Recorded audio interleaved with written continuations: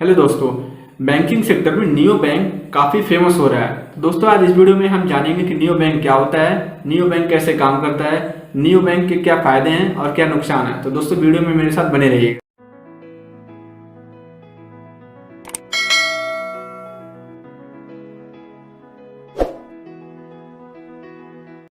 तो दोस्तों neo bank क्या होते हैं। नियो बैंक दोस्तों फिनटेक प्लेटफॉर्म्स को नियो बैंक कहा जाता है। फिनटेक प्लेटफॉर्म क्या होता है दोस्तों, ये एक ऐप बेस्ड ऑनलाइन कंपनीज होती हैं जो हमें बैंकिंग सर्विसेज और पेमेंट सर्विसेज प्रोवाइड कराती हैं। अब दोस्तों फिनटेक प्लेटफॉर्म क्या होते हैं, ये दोस्तों जैसे पेटीएम, फ़ोनपे, गूगल पे, एक्को, क्रेड, पॉलिसी बाजार, मैनी मोर्स होते हैं दोस्तों जो हम अपने फ़ोन में यूज करते हैं। ये दोस्तों यही दोस्तों फिनटेक प्लेटफॉर्म होते हैं जिनको नियो बैंक कहा जाता है। पहले दोस्तों ये केवल हमें पेमेंट्स सर्विसेज ही प्रोवाइड करते थे, जैसे हम पेमेंट्स कर सकते थे, पेमेंट्स ले सकते थे।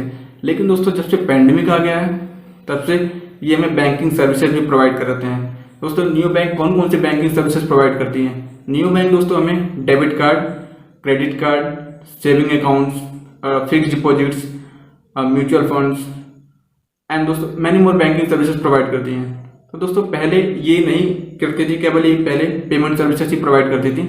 लेकिन दोस्तों जब से दोस्तों पैंडेमिक आ गया है तब से दोस्तों ये हमें बैंकिंग सर्विसेज भी प्रोवाइड करती हैं।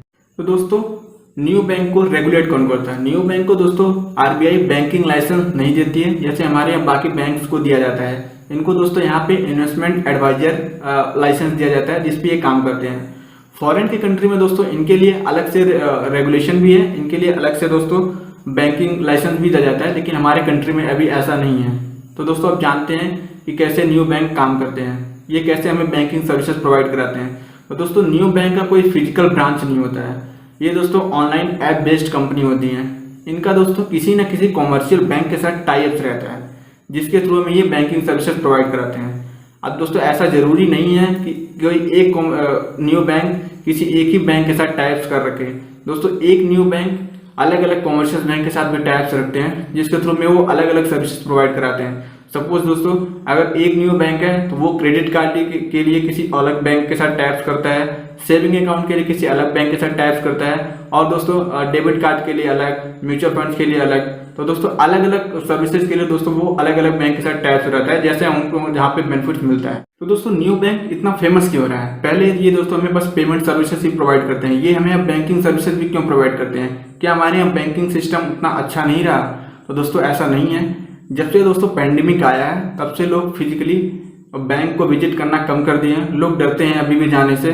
जिसके बाद से दोस्तों ये जो भी हमारे यहाँ पेमेंट्स ऐप बेस्ड कंपनीज थी, ये दोस्तों अब हमें बैंकिंग सर्विसेज भी प्रोवाइड करती हैं। ये दोस्तों बैंक के साथ टैप्स करके हमें बैंकिंग सर्विसेज प्रोवाइड करती हैं, जैसे जिससे दोस्तों इनका भी फायदा होता है और बैंकिंग वालों का भी फायदा होता है। दूसरा दोस्तों ये है कि जो हमारे यहाँ कॉमर्शियल बैंक्स होते हैं उसमें अगर आप सेविंग अकाउंट खोलते होंगे, आप उसमें पैसे जब जमा कराते होंगे, उस पर दोस्तों आपको इंटरेस्ट रेट जो मिलता है वो बहुत कम मिलता है। लेकिन दोस्तों अगर आप नियो बैंक में अपना फिक्स डिपॉजिट करते हैं या अपना सेविंग अकाउंट खोलते हैं, वहाँ पे दोस्तों आपको बाकी जो कॉमर्शियल बैंक होते हैं उनके कंपेयर में यहाँ पे दोस्तों ज़्यादा इंटरेस्ट रेट मिलता है, जिसके वजह से दोस्तों यहाँ पे पब्लिक ज़्यादा नियो बैंक को यूज कर रही है।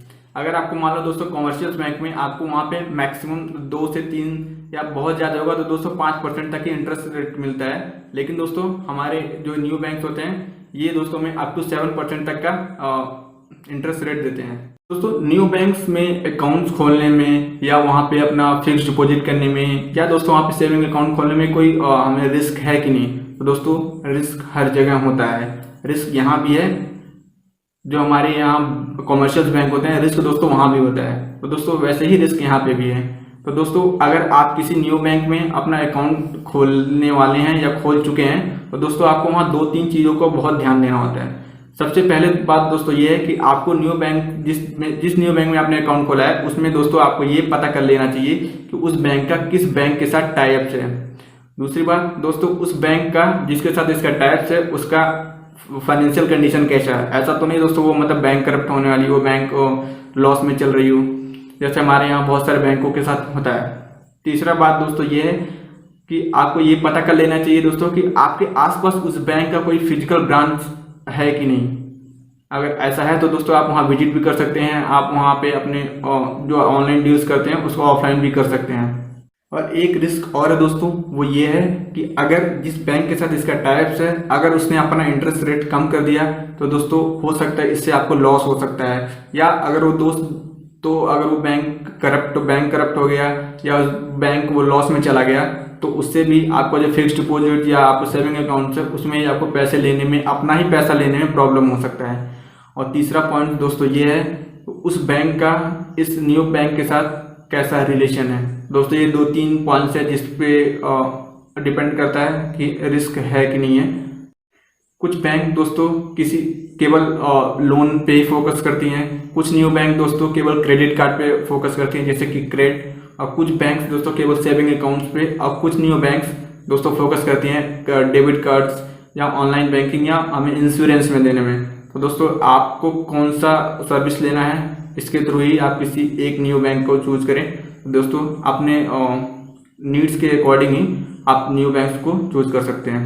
तो थैंक यू दोस्तों, आपको वीडियो कैसी लगी कमेंट सेक्शन में जरूर बताइएगा। आप न्यू बैंक के बारे में पहले जानते थे, कितना जानते थे, ये भी कमेंट्स में जरूर बताइएगा।